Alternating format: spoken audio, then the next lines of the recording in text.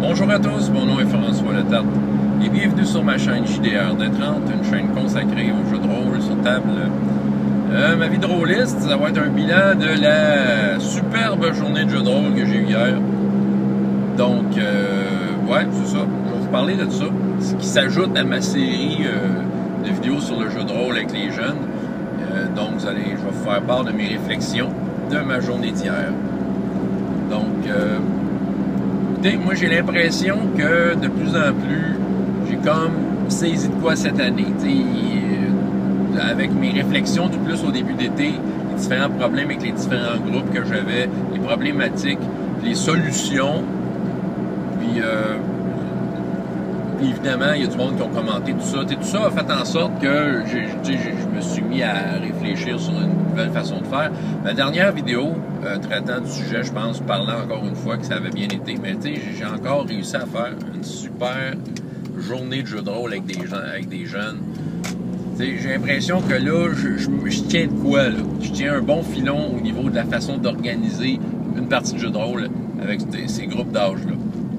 Ça a commencé avec Hero Kids. J'ai fait 2 séances d'Hero Kids. Bon, j'avais choisi une aventure de la série Bayhaven.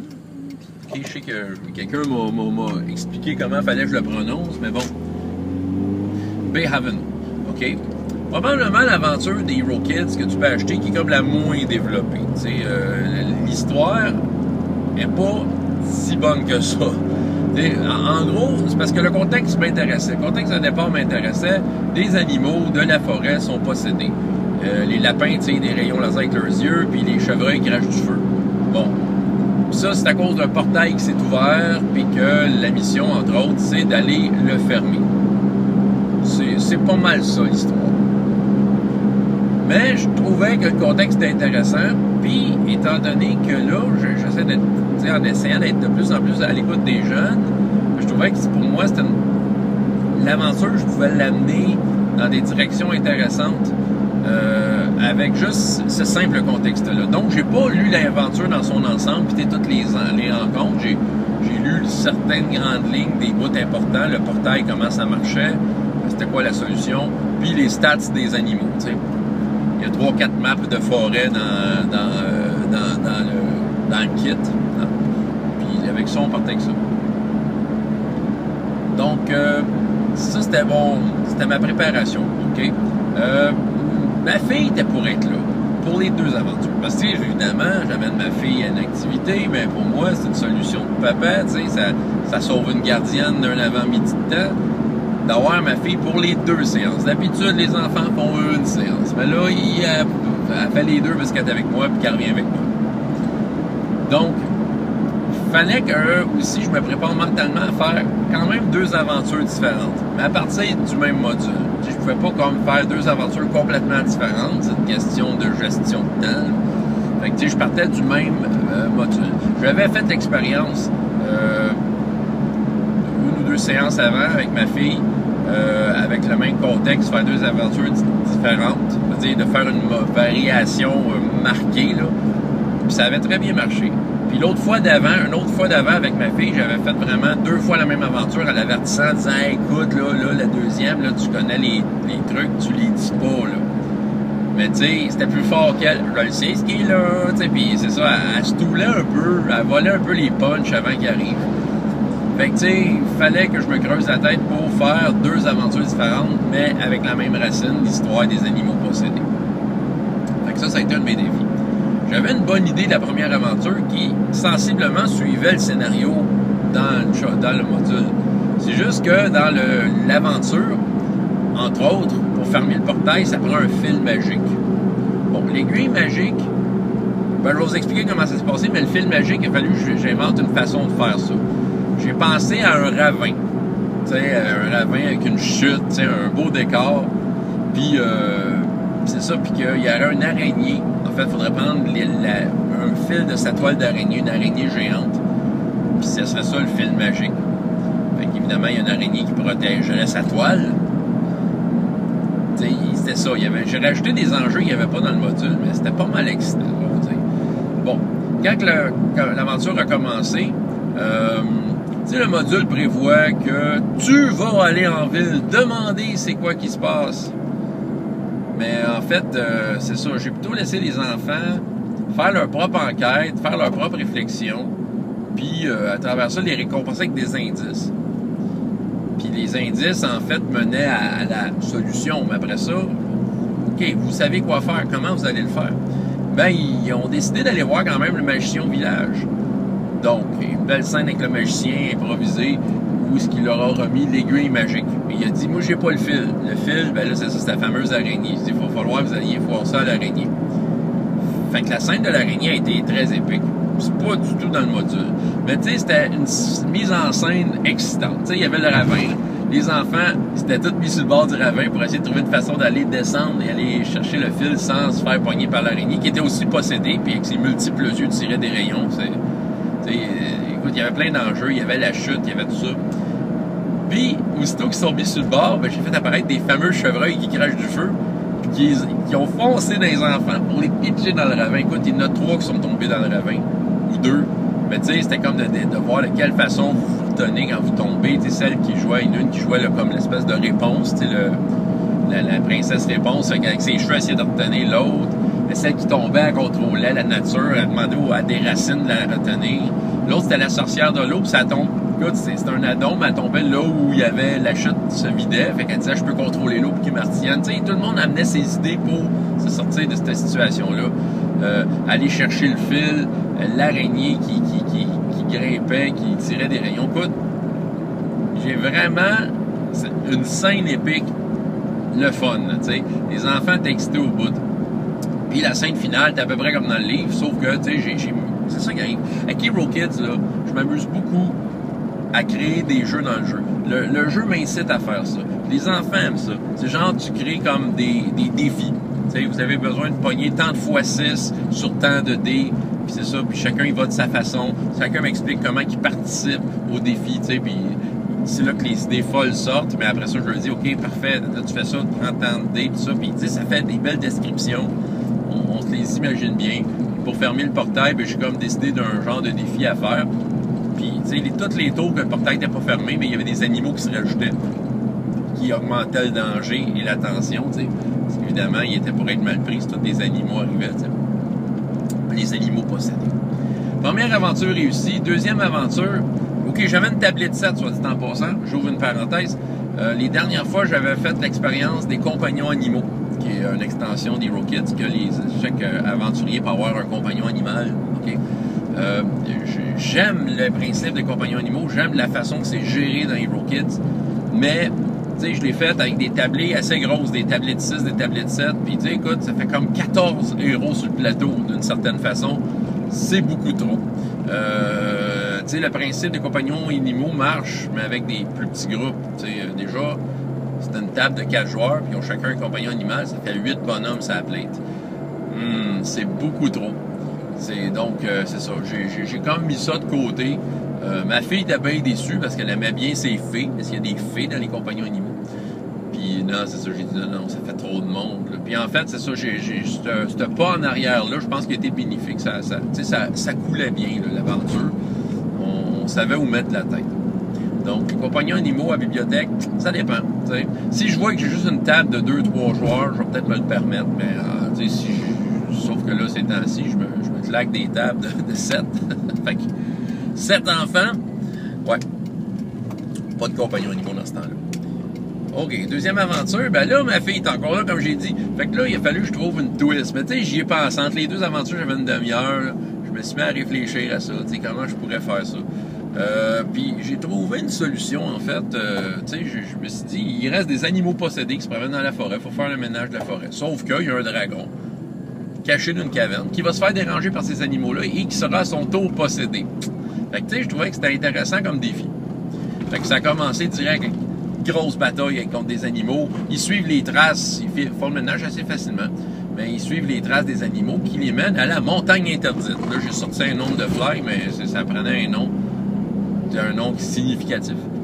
Puis c'est ça. Puis là, il y avait des animaux, je décrivais des animaux qui courait vers la caverne. Puis je disais aux enfants, vous savez qui dort dans cette caverne-là? C'est un dragon. Puis le dragon a fait un marché avec le village. On le laisse tranquille, il nous laissait tranquille. Là, il sera plus tranquille, le dragon. Fait que les enfants comprenaient l'enjeu soudainement. Ils essayaient, ils m'ont comme un peu dit comment ils voulaient faire pour empêcher les animaux de rentrer. Tu sais, leur crier après, essayer de les retenir, tout ça. Puis là aussi, j'ai créé un défi. J'ai créé un jeu dans le jeu. Ce que j'ai fait, j'ai comme pensé à mon enfant, j'ai dit comment on peut régler ça. J'ai pris tous les pions d'animaux méchants que j'avais. Tu sais, quand tu achètes un set des Kids, ils t'en donnent un paquet, pas mal plus que tu as besoin. Fait que moi, j'ai comme tout pris ce que j'avais en arrière de mon écran. Tous les lapins, les chevreuils, puis il y avait aussi un petit oiseau bizarre. Là. J'ai tout mis ça devant moi. J'ai dit, OK, là, je fais un défi. Tu sais, dis-moi de quelle façon tu fais ça. Puis, à toutes les fois qu'ils faisaient le défi, en fait, c'est à toutes les fois qu'ils roulaient un 6 dans leur jet de dés.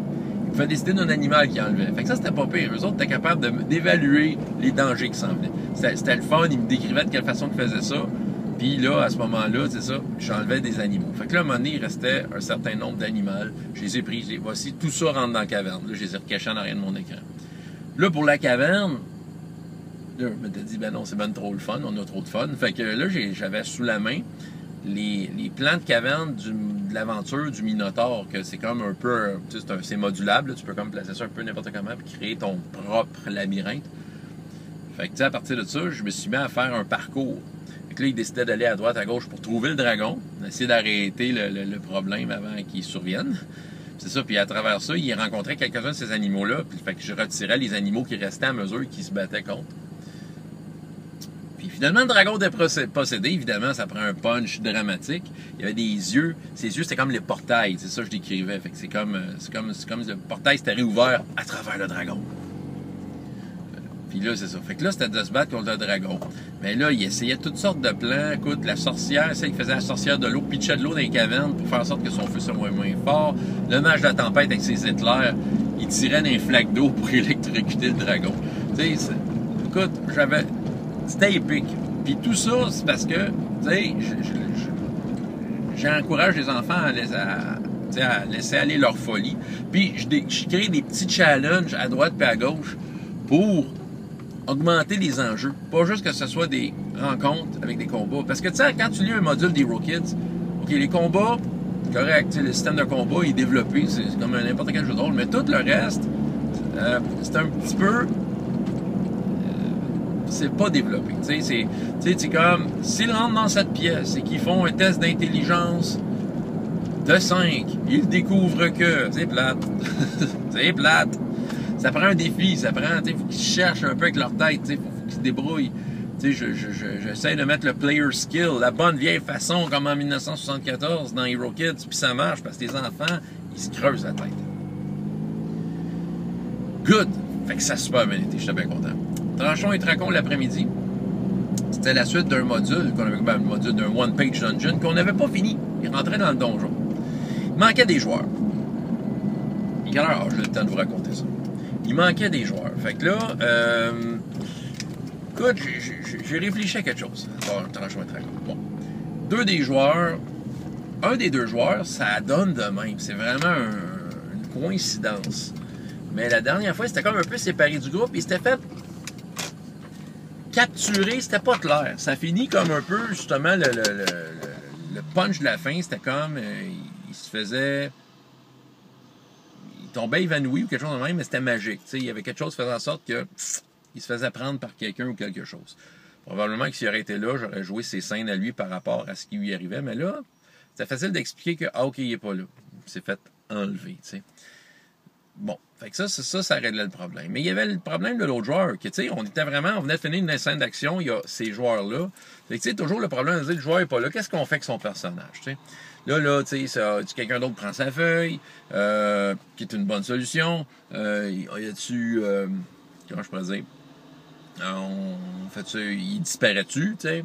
Tu sais, on a toujours un peu le problème de gestion de ça. Puis, tu sais, je voulais pas être le maître de jeu qui joue ce personnage-là non plus, tu sais, qui fait des actions. Fait que j'ai pensé à quelque chose qui est très typique à Tranchons et Tracons. J'ai comme eu une idée, un flash. Dans Tranchons et Tracons, quand tu as un compagnon animal, bon, à date, il y a juste une des classes qui l'a, mais reste que j'aime la façon dont il l'amène. Un compagnon animal devient un avantage. Dans Tranchons et Tracons, un avantage, c'est quelque chose qui est écrit sur ta feuille. une description avec un chiffre. Puis c'est quelque chose que tu utilises une fois dans le game. T'sais, c'est comme une affaire spéciale. Pendant un jet de dés, là, tu veux un boost, là, je prends mon avantage parce que. Là, je t'explique pourquoi que l'avantage fit. T'sais. Puis là, dans le fond, tu as le bonus à ce moment-là. Fait que j'ai décidé de créer le personnage du joueur absent comme un avantage à tout le monde. Je leur ai tous donné un jeton que j'avais. Puis c'est ça. Puis là, je leur ai dit, ben, une fois par game, il va devenir un avantage. J'ai pris la stats la plus grosse du personnage, puis j'ai dit, c'est un avantage à ce chiffre-là. Fait qu'à tout moment, ils pouvaient prendre leur jeton puis dire, OK, parce qu'il m'aide. C'est que là, autrement dit, au besoin, il intégrait le personnage du joueur absent dans une scène, donc il le rendait vivant. Puis sinon, en dehors de ça, on n'avait pas à s'en soucier. On considérait qu'il était là, qu'il faisait ses affaires. À un moment ou deux, j'ai décrit une scène dans laquelle il faisait quelque chose, mais je faisais pas rouler des dés, je faisais juste comme décrire qu'est-ce qu'il faisait. Entre autres, il y avait un combat avec contre plusieurs ogres, donc il s'occupait d'un ogre, t'sais. Mais il se passait rien de plus. Mais sinon, il y avait les jetons. Mais ça, c'était intéressant, c'est ça. J'ai transformé ça en avantage. J'ai utilisé comme Tranchon et Tracon la façon Tranchon et Tracon de faire pour gérer le personnage d'un joueur absent. Puis j'ai vraiment aimé ça tellement que je vais regarder dans d'autres jeux de rôle de quelle façon ça pourrait se traduire si des choses en même arrivent. Tu sais, tu as un joueur absent, ton personnage est là, comment tu peux l'utiliser de cette façon-là? Tu sais, ouais. Puis ça a été pas mal intéressant. Même qu'à un moment donné, cette façon de faire-là, ça m'a permis de simuler le danger dans lequel tout le monde était, incluant ce personnage-là. T'sais. À un moment donné, tout le monde était pris dans un genre de piège, puis tout le monde perdait des points de vie ou gagnait des faiblesses. T'sais. Puis comment gérer lui? Ben en fait, ce que j'ai fait, c'est que j'ai fait rouler comme un peu au hasard à chacun des joueurs, un pair ou un pair. J'aime beaucoup jouer un pair ou un pair quand je fais du jeu de rôle. Tu sais, dans le fond, s'ils perdaient, ils perdaient leur jeton. C'était assez drastique, mais il faut dire que c'est une situation très critique. Puis, c'est ça, dans le fond, ça simulait le fait que le personnage, en tant que tel, était blessé, tu sais. Fait que certains de leurs joueurs ont perdu leur jeton. Mais, tu sais, c'est ça a quand même permis de simuler quelque chose, tu sais. Même que ce personnage joueur-là, le personnage du joueur absent, ça lui a servi un peu de sauver la vie d'un autre joueur qui était tombé à 0 point de vie. Mais il était le seul dans la pièce avec le joueur qui était tombé. Le seul autre personnage qu'il y avait, c'était ce personnage du joueur absent-là. Puis le personnage qui venait de tomber était le seul qui lui restait un jeton. Puis tu sais, c'est vraiment des coïncidences, mais des coïncidences, là, tu peux juste voir ça dans un film. C'est que le personnage du joueur absent est un magicien qui peut se téléporter. La téléportation à Tranchon et Tracon, ça marche avec des pentacles que tu dessines et tu peux te transporter d'un pentacle à l'autre. Ça donne de même, mais dans le plan, il y avait un pentacle de dessiné. Puis là, il était contre 4 ogres. Il était vraiment mal pris. Fait que j'ai comme décrit que, écoute, donne-moi le jeton. OK. Il s'appelle Carlito, en passant, le personnage du joueur absent. Il t'a amené avec lui dans le pentacle, il s'est téléporté à un autre pentacle. Simplement. Tu sais, il n'y avait pas de triche, juste des coïncidences. Il y avait encore son jeton. Fait que, tu sais, c'est comme, il n'y a plus de sauver. Tu sais, c'est ça. En tout cas, j'aimais ça. De pouvoir gérer le personnage du joueur absent de cette façon-là. Il y avait des actions hautes en couleur. Écoute, Tranchon et Tracon, beaucoup de choses m'inspirent dans ce jeu-là pour essayer d'utiliser ailleurs. Tu sais, juste le fait qu'avant que le joueur roule les dés, de dire, regarde, c'est ça qui va arriver si tu manques. T'sais, déjà de savoir dans quoi tu t'embarques. Parce que moi, ça m'est arrivé souvent dans du jeu de rôle, de justement juste dire, OK, tu veux essayer de faire ça, difficulté de temps. Mais que tu n'as pas vraiment pensé à ce qui arrive s'il rate. Fait que, tu sais, ça arrivait des fois que, tu sais, jadis, quand je fudgeais un peu, quand je prodiguais le mal, en fudgeant des dés, que, tu l'as finalement. Tu sais, parce que tu t'as pas pensé à ce qui arriverait s'il manquerait, puis tu t'aperçois que, ouais. Donc, autrement dit, je trouve que Tranchon et Tracon t'oblige à le dire avant que les déroulent, fait que je trouve ça intéressant. Puis ça amène tellement le jeu dans toutes sortes de directions folles, là. Puis des affaires que je verrais difficilement à des jeux plus standards, tu sais.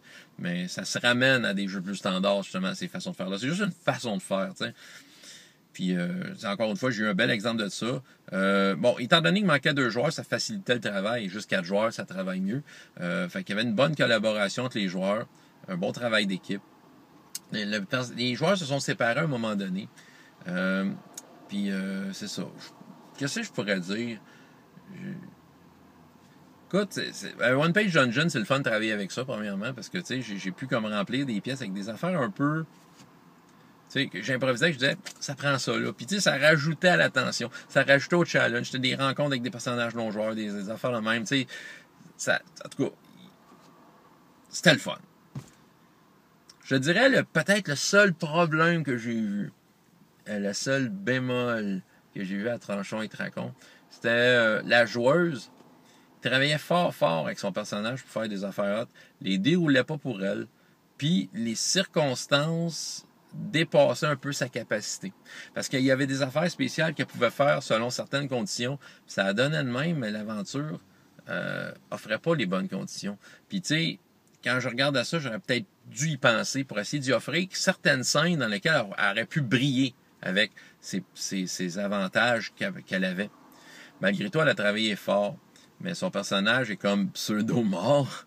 En Tranchon et Tracon, on tombe pseudo-mort. On n'est pas si mort que ça. On est presque mort. Dépendant du combat. Ça c'est une affaire qui n'est pas claire dans Tranchon et Tracon, mais tu peux mourir dans des combats épiques, dans des combats secondaires, c'est ça. De toute façon, elle avait une carte qui l'empêchait de mourir pour vrai. Étant donné que le temps était compté, puis que ça me tentait pas de faire une suite, parce que je savais pas quand est-ce qu'il y allait en avoir une, parce que je change complètement de jeu la prochaine fois. Fait que, il a fallu que je fasse intervenir la cavalerie. Tu sais, l'idée, je la trouvais moyenne, mais je la trouvais pratique. Puis, mais de toute façon, j'ai utilisé ce qu'il y avait déjà en place. J'ai pas fait intervenir du monde par rapport, j'ai fait intervenir des choses qui ont été mises en place. Quelles étaient ces choses en place-là? Entre autres, ils découvraient dans ce fameux donjon qu'il y avait des enfants elfes en prison. Fait que, ils sont allés les libérer, puis ils ont mis comme en sécurité quelque part en attendant de trouver le trésor, parce qu'ils ont entendu parler d'un trésor. Il y avait un personnage non-joueur au départ qui les suivait, qui les a trahis, mais ils ont réussi à le convertir. Fait qu'ils étaient de leur bord, puis ils surveillaient les enfants. Et le magicien du groupe, pas celui du personnage pas présent, mais l'autre, il y en avait un autre, lui, il a créé des serviteurs, c'est un sort, pour ouvrir les barreaux. Dans le fond, il a comme créé des ogres qui ouvraient des barreaux, tu sais. C'est ça. Fait que ce que j'ai fait intervenir pour peut-être faire accélérer les choses et sauver la fille qui était comme mal pris avec 4 ogres qui allait à manger, là. J'ai juste fait intervenir les enfants elfes qui ont décidé d'aider leur sauveteur en donnant des ordres aux serviteurs magiques, parce qu'ils peuvent, c'est des elfes, pourquoi pas, et aider du personnage non-joueur qui suivait et qui est converti et qui dit « je vais vous aider ». Fait qu'ils ont réussi à sortir, à faire une scène intéressante pour la fin, tu sais. C'était pratique, mais ça permettait juste d'amener une conclusion. Puis le gros boss, qui était un ogre mage, ben écoute, les joueurs l'ont one-shoté à peu près, là. Fait que il a pas été chanceux aux deux. Il essayait de faire une fuite. Je me suis dit, je vais peut-être faire un méchant intéressant pour l'avenir. Mais non, ils l'ont tué. Fait que ça règle la question. Ils ont éclairé le donjon d'une certaine façon. Bon, la jeune fille, je voyais qu'elle était déçue de ne pas être capable d'utiliser ses affaires, puis quand elle tombait à 0 point de vie, je voyais qu'elle était déçue, là, qu'elle avait lâché prise un peu. Mais, tu sais, je pense que j'y ai souligné qu'elle était pas mal bonne, puis que ça sortait bien, tu sais. Puis de toute façon, je sais qu'elle va revenir. Elle me l'a confirmé. Ils ont du plaisir. Fait que c'est ça que j'avais à dire. Donc, c'était le récit de ma belle journée de jeu de rôle que j'ai eue hier à la bibliothèque, en vous partageant ça pour faire en sorte que peut-être ça vous serve, qui sait. François Letard, JDR des 30, et jusqu'à la prochaine fois. Ayez autant de plaisir dans la vie que dans les jeux. Au revoir.